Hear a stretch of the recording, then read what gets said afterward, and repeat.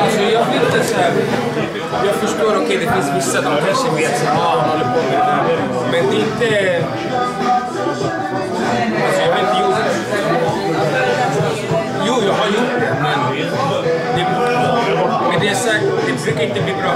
För det blir så här, nu det kommer någon som ska säga vad man ska göra och typ... Typ, var snälla och gå i skolan med så här, lyssna på era föräldrar. Nej. Det funkar inte. Om inte känner, jag känner det. Men man kan komma hit och liksom bryta isen och så här. På sikt, om det är någon som vill veta hur kan man göra? Vad tycker du om det här eller det här? Men då kan man kanske göra det till nästa grej. Annars blir det så att nu kommer det någon, man ska komma in och säga hur världen funkar. Det funkar inte riktigt. Hjärtan i mitten är så. Vi ska hålla hjärtan tillsammans. Just det var det. Jag ser